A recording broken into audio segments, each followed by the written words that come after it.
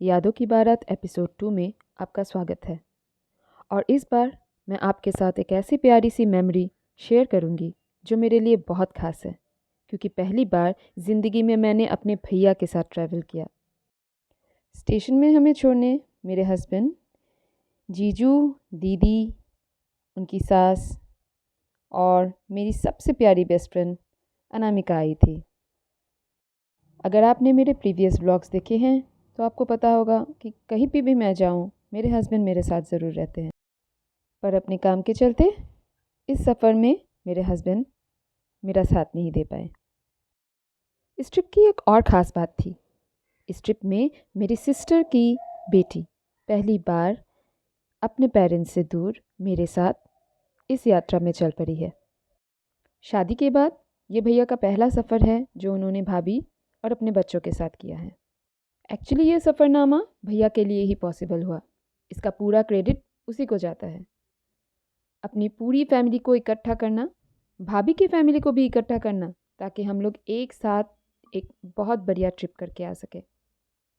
और ये सब उसने इसीलिए किया होगा क्योंकि हम शिव जी के वास में जा रहे हैं। चलिए आपको बता दूं हम जा कहाँ रहे थे। तो इस सफ़र के मंजिल तक हम पहुंच ही गए। हम काशी पहुंच गए। काशी से हमने एक ऑटो कर लिया था जहाँ दोनों बच्चे मेरे साथ ही बैठे थे। इस पूरे टूर में ये दोनों बच्चे आपको मेरे साथ ही दिखाई पड़ेंगे, जिसके चलते मैं अच्छे से रिकॉर्डिंग भी नहीं कर पाई। हम होटल गए, फटाफट से अपना ड्रेस चेंज किया और विदाउट एनी फर्दर अडू हम निकल पड़े अपने काशी विश्वनाथ दर्शन के लिए। काशी की गलियाँ बनारसी साड़ी से भरी पड़ी रहेंगी। तरह तरह के खाने, तरह तरह का पान, तरह तरह की मिठाइयाँ। काशी की गलियों की बात ही अलग है। ये आपको दिखाने के लिए कि बच्चों के हाथ पकड़ते पकड़ते मुझसे अच्छे से रिकॉर्डिंग भी नहीं किया गया। इस जगह की याद मुझे शिमला ले जाती है। शिमला का मॉल रोड भी कुछ ऐसा ही दिखता है। एक्चुअली हर जगह में एक ऐसा जगह ज़रूर रहता है जहाँ भीड़ इकट्ठा हो। गुवाहाटी में वो फैंसी बाज़ार है। ऑटो रिक्शा को छोड़ के हम पैदल चल पड़े। एक्चुअली एक पॉइंट तक ही आपको ऑटो रिक्शा लेके जाएगी, उसके बाद आपको पैदल ही जाना पड़ता है काशी धाम के लिए। मंदिर से कुछ आगे ही आपको अपने पर्स, फ़ोन, सैंडल्स सब जमा करने पड़ते हैं। इसीलिए मैं काशी मंदिर के आपको कोई विजुअल्स नहीं दे पाऊँगी। हमने वहाँ बहुत अच्छे से पूजा किया। सच मानो मन को बहुत ठंडक मिलती है। वहाँ से निकलते ही बच्चे गोलगप्पे खाने लग गए और मैं विंडो शॉपिंग। ज़रूरत से ज़्यादा चीज़ें खरीदने की मेरी आदत नहीं है, तो यूजुअली मैं उतना ही खरीदती हूँ जितना मुझे ज़रूरी है। पर काशी का टेंपल और उसका मार्केट आपको बहुत अच्छा लगेगा। इसके बाद हम निकल पड़े दशाश्वमेध घाट के लिए। हम जब तक वहाँ पहुँचे ऑलरेडी गंगा आरती ख़त्म हो गई थी और वहाँ से भीड़ घर की तरफ निकल पड़ी। क्योंकि ये पहला दर्शन था तो हमने ऐसा दिया खरीद लिया। मम्मी, मैं और भैया हम लोगों ने गंगा की आरती की। अब पहले से गंगा थोड़ी क्लीन हो गई है।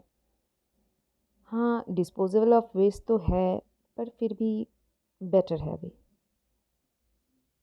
गंगा आरती के बाद भैया ने, भाभी ने मिलके दिया को प्रवाह कर दिया। आपको सुकून की बहुत तलाश हो तो कभी काशी जाइएगा। ये शिव जी हैं। शिव जी के कॉस्ट्यूम में या फिर पार्वती के कॉस्ट्यूम में आपको बहुत सारे ऐसे बच्चे मिल जाएंगे। ये अगले दिन का विजुअल है जब हम सुबह सुबह निकल पड़े मणिकर्णिका घाट के लिए। भैया को बहुत मन था मणिकर्णिका घाट में एक बार जाने की। ये बनारस की गलियां हैं। यहाँ हर जगह आपको ऐसे पेंटिंग्स मिलेंगी। फाइनली हम ऑलमोस्ट पहुँच गए थे पैदल चलते चलते मणिकर्णिका घाट। मणिकर्णिका घाट में अनगिनत मृत शव जलाए जाते हैं। कहते हैं जो काशी में देह त्याग करते हैं उसे मोक्ष मिलता है। मैं बच्चों के साथ आई थी तो चिता के पास नहीं गई, पर मणिकर्णिका के घाट में भैया और बच्चों ने गंगा स्नान किया। यहाँ पे श्राद्ध विधि चलती रहती है, कोई ना कोई आता है किसी ना किसी का श्राद्ध कराने।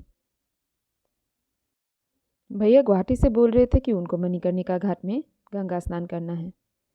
चलिए, एक विश तो उनकी पूरी हुई। उसके बाद बच्चों को पता नहीं क्या हुआ, उन्होंने जिद करना शुरू कर दिया कि हमें भी गंगा स्नान करना है।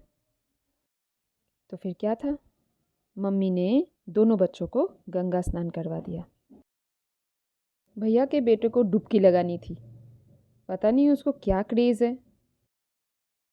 यूजुअली हिंदी मूवीज़ में हम देखते हैं बनारसी घाट को, पर आज खुद जाके वहाँ महसूस करना एक अलग ही फीलिंग है। पता नहीं कितने बंगाली और बॉलीवुड मूवीज़ में हमने ये सीन देखा था, पर खुद की आंखों से देखना, you should go once to Kashi.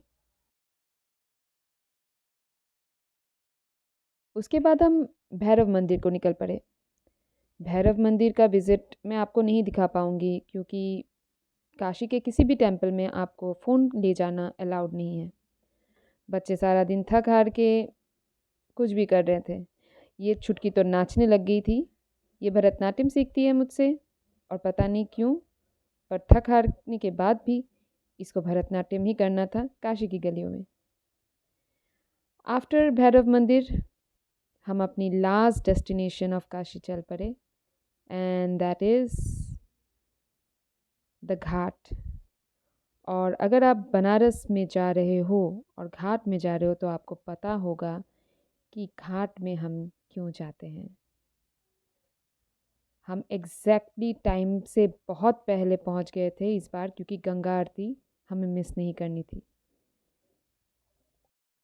ये थर्ड घाट था जहां मैं विज़िट कर रही थी, और मैं सबको ज़रूर रिक्वेस्ट करूँगी, अगर बनारस जा रहे हो तो 80 घाट जाना मत भूलना। 80 घाट के खाने से लेके वहाँ की आरती एक अलग ही वाइब देती है काशी की।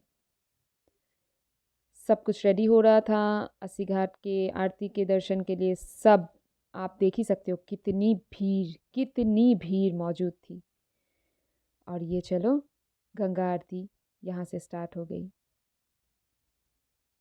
गंगा आरती की इस झलकियों के साथ मैं आपको इस ब्लॉग में यहीं विदा लेती हूँ, क्योंकि ये सबसे ज़्यादा मनमोहक दृश्य है बनारस का। बनारस में मैं एक और चीज़ फील कर सकी, जो है पीस। भीड़ में पीस फील करना एक अलग ही बात है ना। बहुत लोग थे, पर पता नहीं क्यों वहाँ एक शांति अलग सी थी। ज़िंदगी में अगर हो सके एक बार ज़रूर जाइएगा काशी।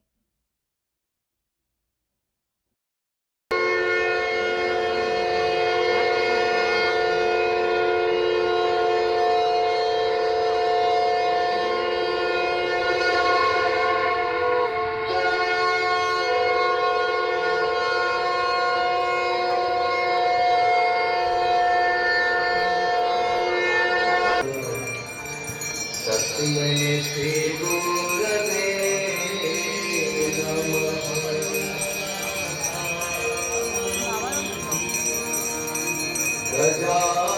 गजाननं भूतं नाथं सर्वसम्पदां लोकाभिरामं श्रीराम।